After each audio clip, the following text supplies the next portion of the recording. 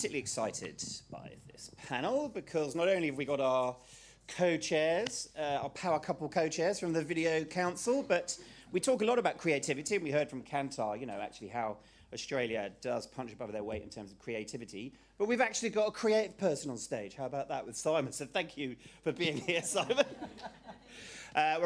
We've got Melbourne, Brisbane and Sydney up on stage, so that's good in terms of representation. So give the guys a quick round of applause, please.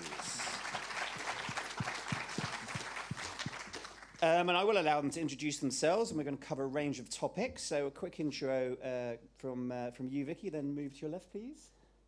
Hi, everyone. I'm Vicky. I'm the head of digital for Zenith across Melbourne and Brisbane markets. So I get the lucky opportunity to work with lots of different clients in lots of different categories. So today has been really interesting so far.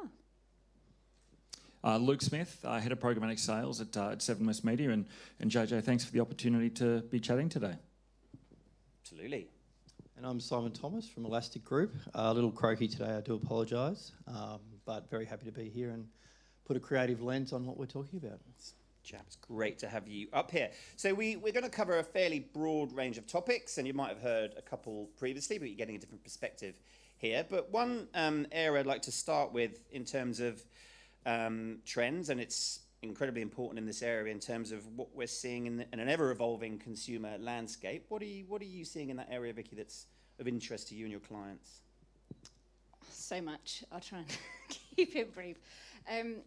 For us specifically, we are actually running our own research. So we are tracking the state of the nation monthly. We're seeing consumer sentiment take an absolute nosedive, particularly thanks to the budget recently. So what we are working with clients to do is look at how do we navigate around that?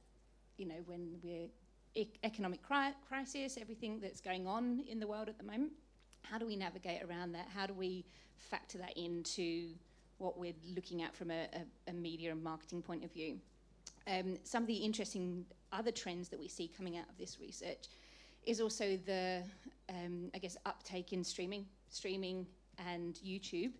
More than 50% of people are doing that, regularly or every day, versus BVOD, which is less than 50% regularly or every day. So there's a real, this cord cutter mentality that really kind of has been impacting, and it's going to be interesting to see how that starts to change shape over the next 12 months. And then there's a growth in social platforms. So the TikTok specifically in this market is growing very rapidly, but there's also a resurgence, I guess, from a meta point of view, Facebook, Instagram. Yep. And a lot of that is driven from what we can see by the formats, the diversity in formats. Reels specifically is a format that's really kind of capturing attention and engagement. So I guess these are the sorts of conversations we are having with our partners to help them understand and work out what role that plays for them in their marketing. So the fragmentation just continues. And Yeah, just trying to tie it all together is as hard as it ever was. Absolutely, it's very difficult. What's the red thread that comes through all of that? How do you pull that together? Yep. But I think it's understanding, it's prioritization is the key thing, and we have to kind of help. That's how we help. We help prioritize what's going to deliver the best outcome with the budgets we've got to work with. Okay. Now, on that note, actually, with a lot of coverage around VOZ, Luke, I feel obliged to ask you the question around how you're approaching the opportunity. How excited are you to be able to bundle up the addressable BVOD with your linear audiences? First question, VOZ, straight in. Straight in, mate. Okay, listen, I've got to say, Vicky talks there a bit about fragmentation. For those that don't know, I work for a broadcaster, right? We've been making television for the last 67 years, 24/7, every single day. And life used to be so easy when there were just 3 channels and you'd buy your spot in prime time and you got reach of over 2.5 million, but it has become fragmented. And TV trades in TARPs and peak-off-peak splits. BVOD trades in impressions and frequency caps. It's like they're 2 different currencies. Now, for agencies, that means there's 2 different budget pots. There's 2 different groups of people who are trading it.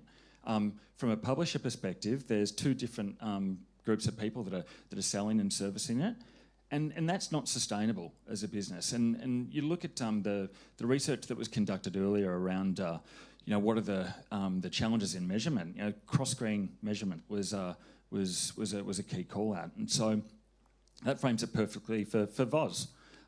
So for those that don't know, VOZ is an OzTam product. It was launched on the 1st of May, and essentially what it does is it enables people to work out who is watching on broadcast, who is watching on BVOD, and where is their duplication.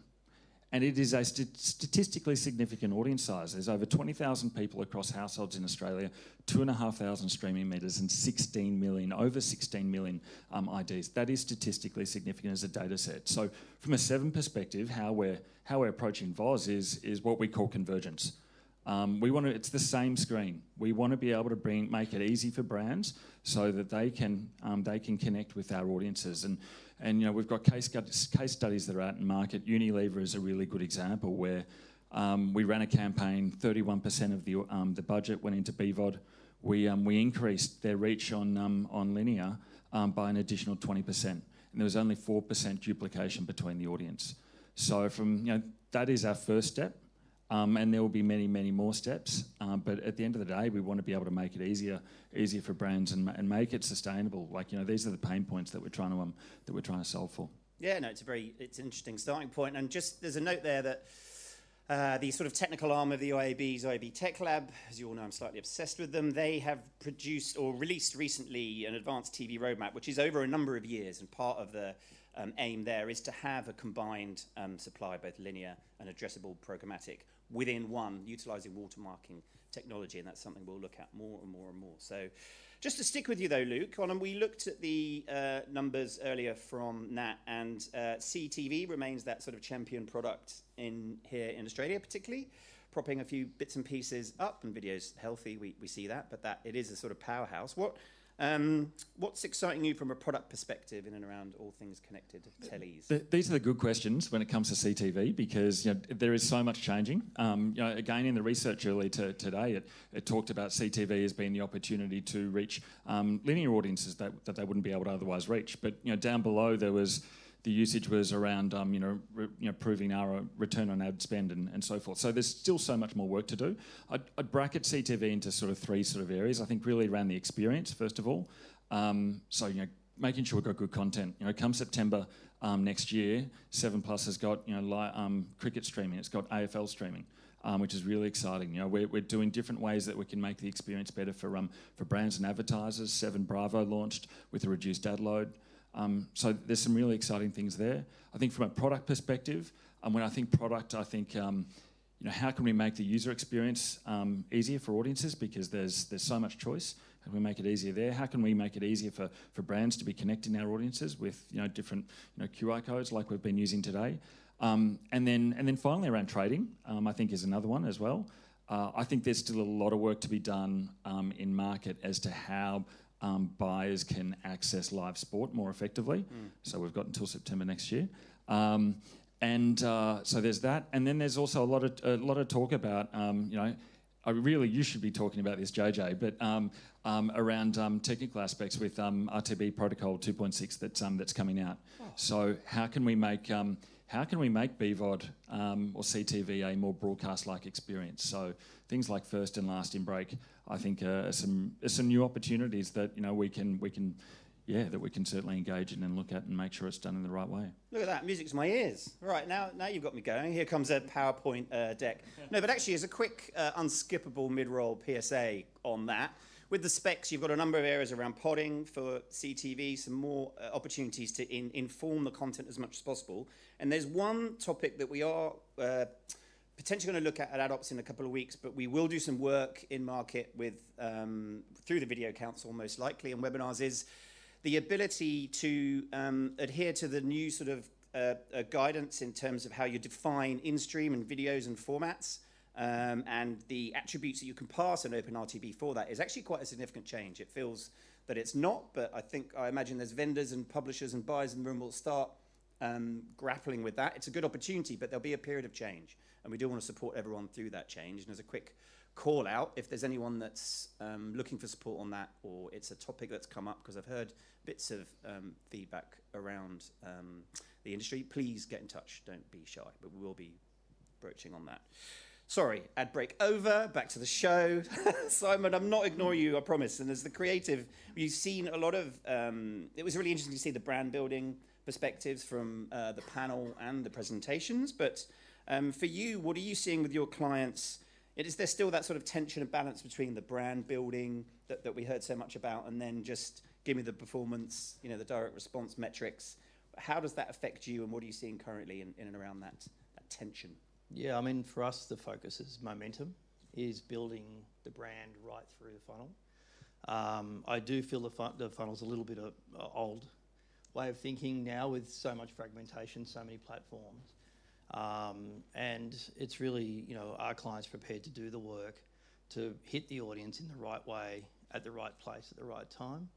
Or do they want to just put it everywhere, you know? And if you put it everywhere, you're going to get an awareness, you're going to get reach. But if you're specific and you know what you want to achieve, then you're really going to achieve it. Yeah. So do you have any examples of, I mean, they could be current clients that you can openly discuss, or past or present? Your favourite clients you love working with, or good examples that you're proud of? Yeah. Oh, look, I'm really sort of happy with what we've been able to do with Kia as a brand. I feel like they are, as a whole company, doing a great job in moving the needle for themselves, and we're part of that.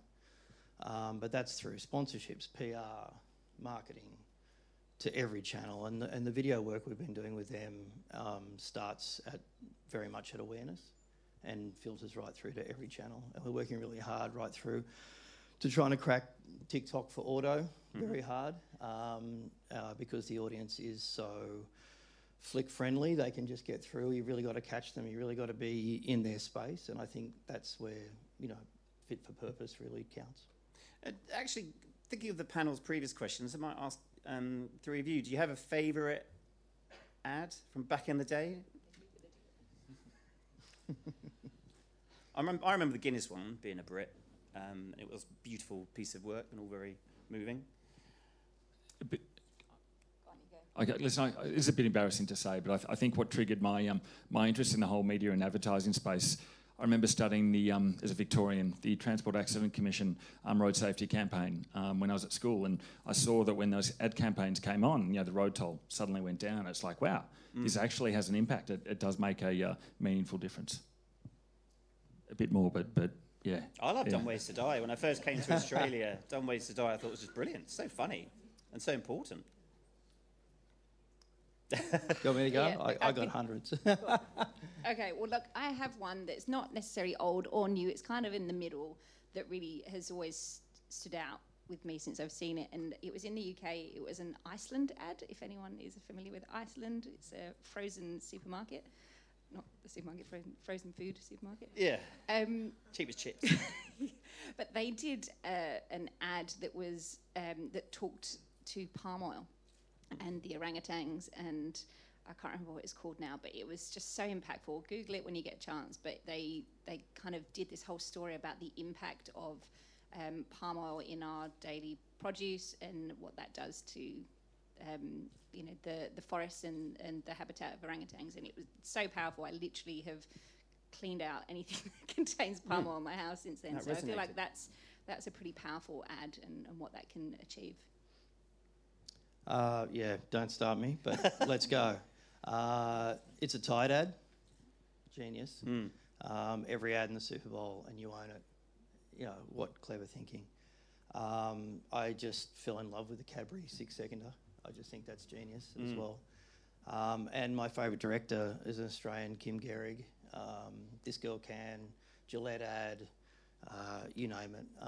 So a lot of great stuff coming out of Australia. I think we do stuff really well. I always tip my hat to our Kiwi friends across the ditch because I feel like they capture their own culture, contemporary culture, in a really positive way so often. I think we struggle with that, particularly in filmmaking, but not so much in advertising. But still, how do we get across this incredible multicultural, wonderful, diverse culture that we have in a realistic way that doesn't feel tokenistic, that doesn't feel out of place. Yeah. It doesn't feel like we're trying, you know, Yeah. and I think Kiwis do that better than us. Yeah. I'd like to see that more. That's great, lovely insights. Mine is probably Subservient Chicken, which shows my age and weirdness. I don't know if you ever remember that. If you don't, look it up. It's at least 20 years old and it is weird. So changing gears slightly, Vicky, we looked at the expenditure report there, and we see categories. And as we said, the categories doing the overall categories doing well, and there are certain verticals such as retail and auto remain healthy. But we know there are macroeconomic headwinds, and as you said, there's a consumer sentiment related to austerity, and certainly my mortgage payments more painful currently. So, are you seeing any knock-on effect in terms of an aversion to risk, or because Chris talked a little bit earlier about still being willing to experiment and take a risk? Is that still a discussion, or has that changed? It's a really long question. Sorry. All of the above. Absolutely, there's still appetite for risk, but I think it's risk with parameters of what it's going to achieve. And I guess as an agency, we are on the coalface with our client partners in how do we do more with less, or at least do the same with less, in some cases. And that's really challenging because you do have to take some risks to try and change things up, because clearly trying to do the same that you've been doing previously with less money, you can't. And when it comes to TV, it's been huge declines in terms of audience. So digital, we copy it from a digital point of view in terms of how do we bridge that gap, and how do we pull together all the different capabilities that we have, which are so vast in so many different ways. And the conversation that we had before was really spot on, because it's that tug of war between how do you plan for the long term and brand building versus delivering on the short term. And tailoring creative is one of those absolute discussions we're having daily. This is really important. We do need to focus on this. But at the same time, how can we prove effectiveness and make sure that that's actually delivering immediate returns as well as, adding to the long-term toolkit? Yep. So I think, discussions around social media platforms specifically, because there's so much more fragmentation there, is how do you start to bring creative, particularly when you are receiving global assets that you have to try and work with. How can we start to tweak those and make them more impactful on those platforms? And I think that's definitely, that's an ongoing conversation. Good old do more with less. Are you feeling that a bit, Simon, from clients? Discussions changing in the last 6 months? Yeah, I mean, that's kind of been our thing for a long time is do more with less. I think it's got to be spending the right money at the right time, for the right things, and being efficient where you can as well. I tend to agree with the Uber sort of thinking of you've got to really hit high and then push through, and efficiencies come further as you get through. And I feel like, it's really important to understand the why, understand the who, the how, like really ask all those questions. Yeah. Because, there's no formula. There's parameters, there's things, but, until you really sort of dive into the specifics for that particular client or that task or that thing, you've really got to still have that, sort of thinking across it, and we see very different, directions we take for auto as we do for FMCG, as we do for pharma, as we do, it just, your purpose is different in all, but if you're authentic to that particular brand and you can play within that, then that's where success lies. Yeah, yeah. And that's something that there's almost a philosophy, isn't it, that will be consistent through thick and thin. Yeah, and we're not afraid by hard economic times, because we've seen, we're coming out of the fry pan into the oven, is what we're saying. But brands who are smart and brands who want to really win in those circumstances, the ones who are going to have longevity. The challenge is that there's a million ways to do it in a million places. So how do you strategize that? And creatively, from a media perspective, it all has to work in harmony to get it, to find success. And I think if you just focus on one aspect and you don't look at all the opportunities that are out there, then, you beat before you start. Some of the opportunities are even more significant, aren't they, in challenging times? That's the interesting thing. I think so, yeah, definitely. Love that positivity. Now, Luke, one thing, let's do a bit of education here on free ad-supported television, FAST, which is a very noisy topic in other markets, particularly the US.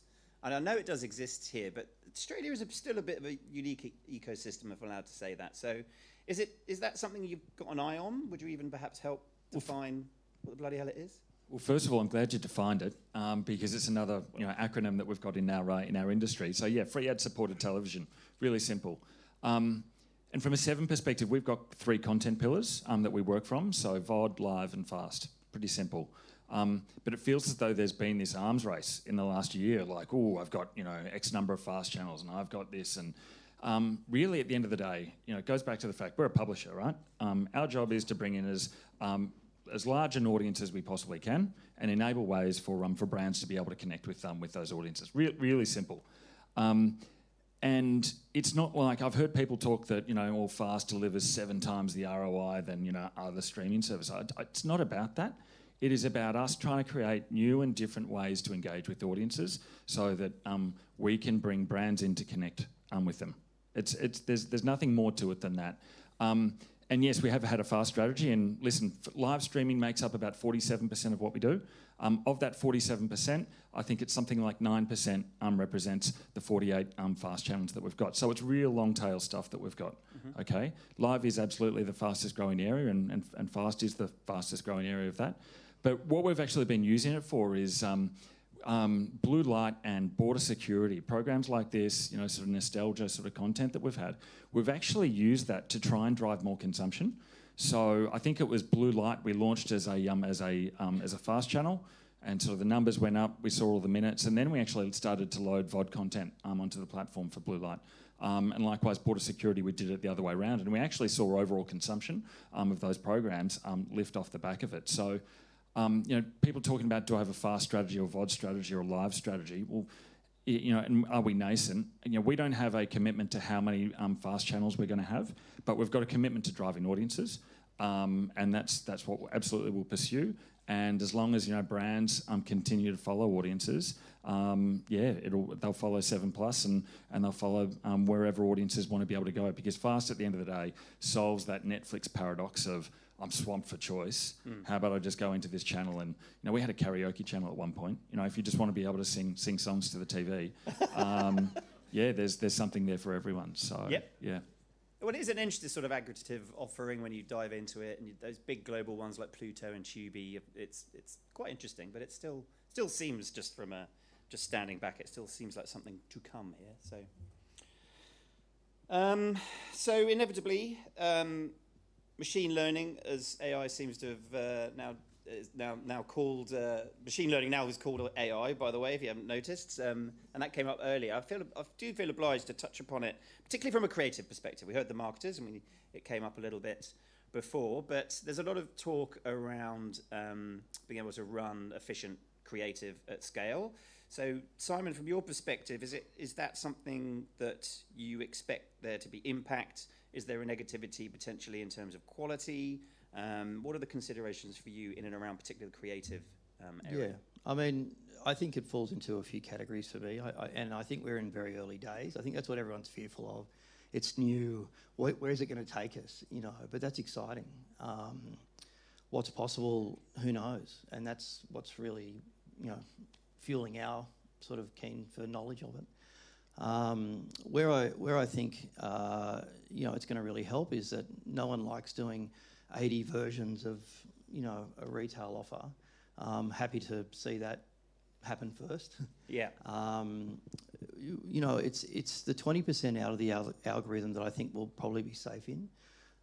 Even the way people are using ChatGPT, which is a really great platform, and people are referencing it and using it for different things in good ways. Is it the answer? Not all the time. Will it get better? Probably. And I think video is going to feel that, but it's the people that stand out and do things differently within that usage are still going to rise. It's just going to lift everything, I think. Okay. I'm excited from a technical point of view. What's possible and what we can create. But we're all on LinkedIn. We're all seeing everyone dabble in it. It's looking dangerously the same. And then someone does something really cool, and you're like, "Oh wow, it's great," But it's still that individual. It's still the imagination part of it. It's still driven by humans. So from a creative side, yes, I think it'll build creativity, and people will lift again, and we'll keep going from that. So it's the combination that's still human inspired, that spark of creativity, then leveraging the increased productivity, right? And productivity, absolutely. Yeah. But creativity, which is the question, I think, still requires some human element for a while yet.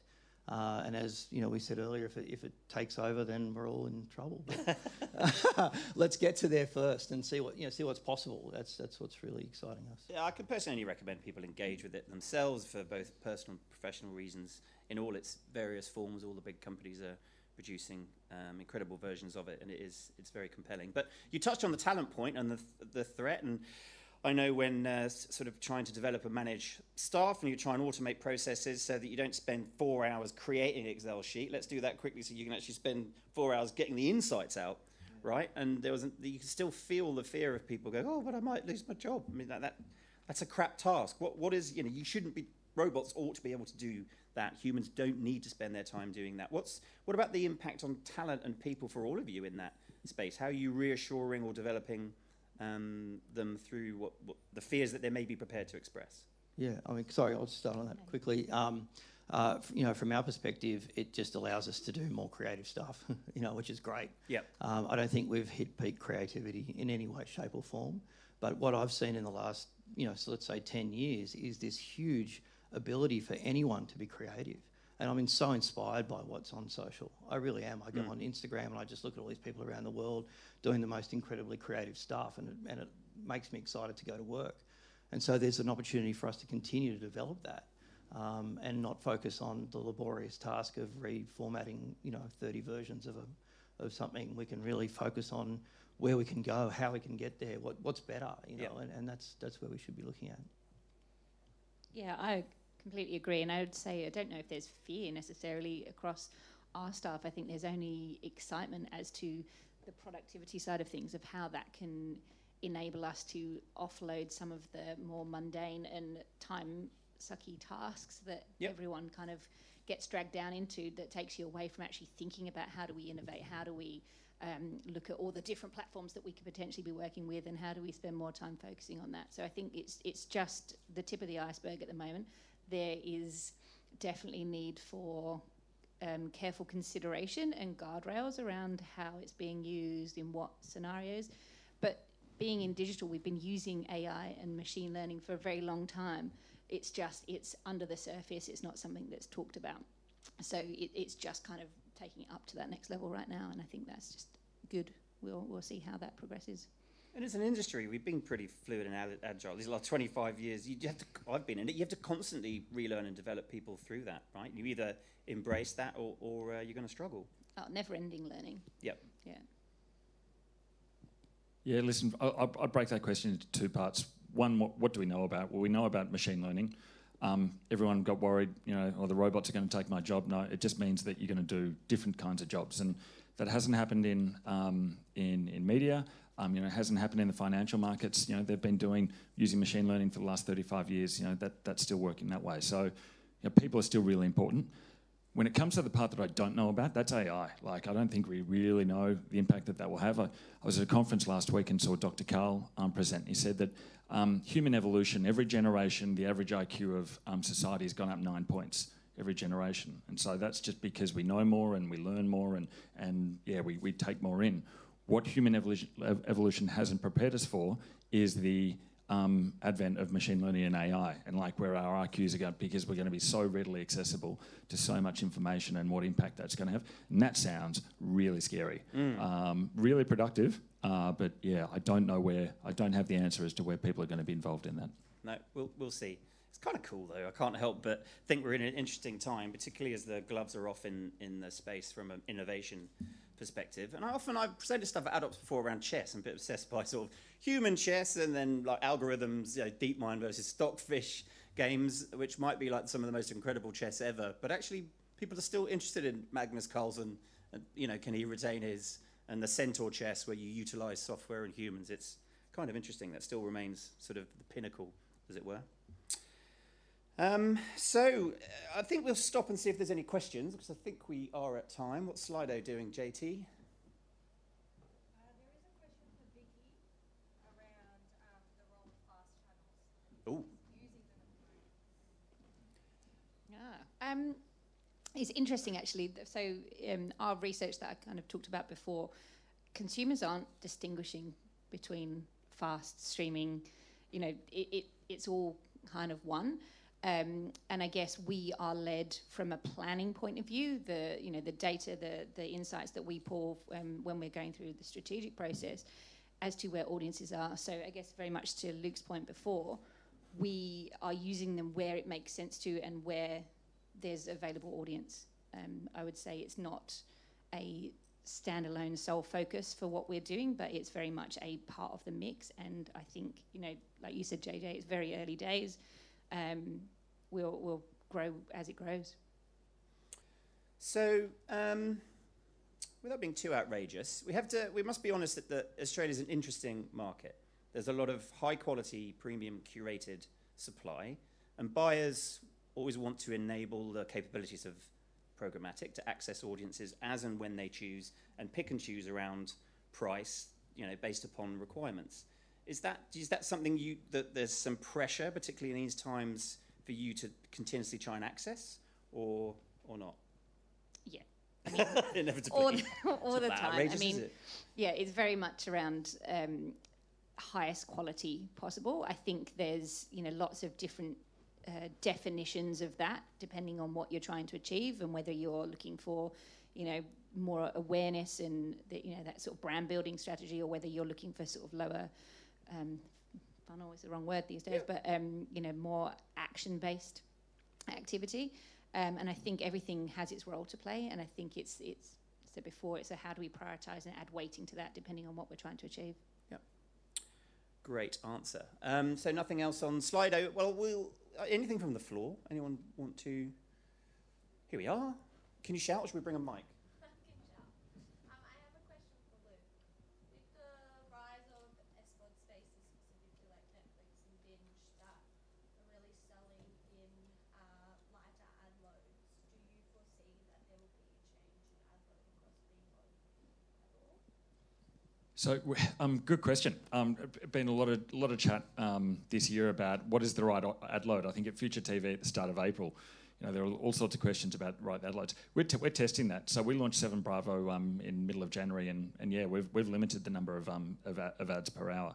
I think at the end of the day is we're trying to strike the right balance of, can we bring the audience in? Are the audience going to consume more? Are they going to bring in more audience? Versus, our brand going to be willing to pay the premium that's associated with that, because the moment we work on 12 to 13 minutes an hour, we're unashamedly free, premium, and ad funded. We need to be able to pay for that, so we need to strike that right balance of getting the audience in, but also getting enough brands interested in that environment to be able to justify it. So. I think Netflix and Binge have been very brave with what they've come out at. I think we've got a really nice spot in the middle. That we know exactly who we are.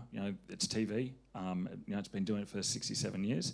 Whilst we've got on the periphery other types of video content that are trialing different formats, so we can have last mover advantage there and see what works best.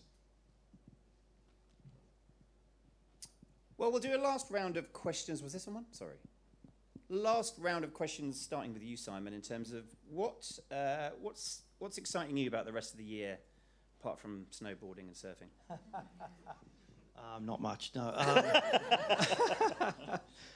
Look, for us, it's continuing to build momentum for our brands, and trying to think outside the box, and one of the things that I forgot to mention in the AI space is personalisation and fast turnaround.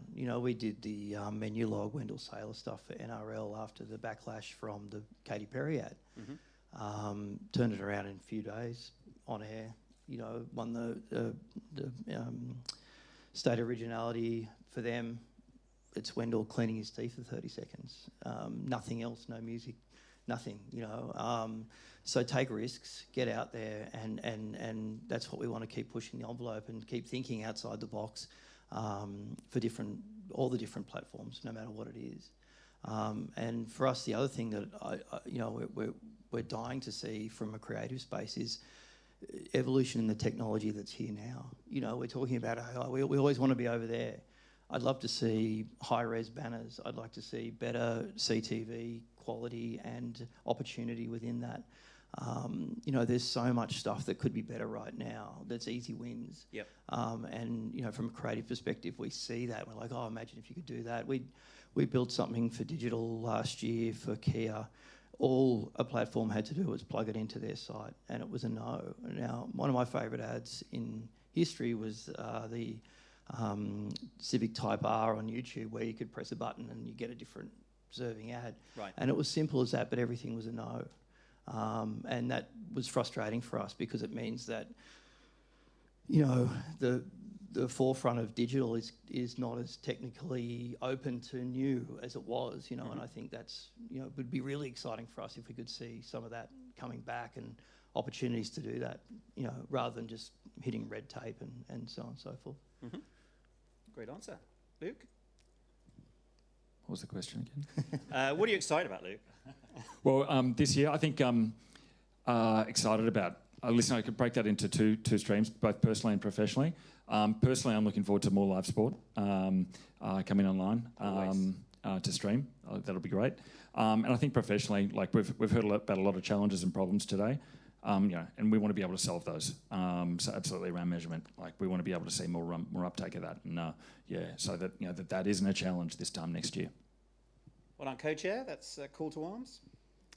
Yeah, well, look, I think what I'm excited about is as we go sort of to the back half of this year, we start going into planning for some clients. And what I'm really excited about is the fact that we are going to be looking at planning digitally first from a video point of view. You know, that's a real flip on its head from how we've been operating for the last 5 years.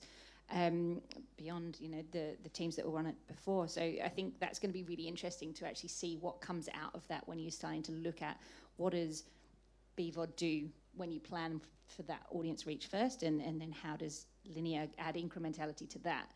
So lots of learnings to come. It's not going to be easy. It's going to be fraught with, risk-taking, I guess. But yeah, it's going to be exciting. Exciting times. Well, please thank the panellists. That was fantastic.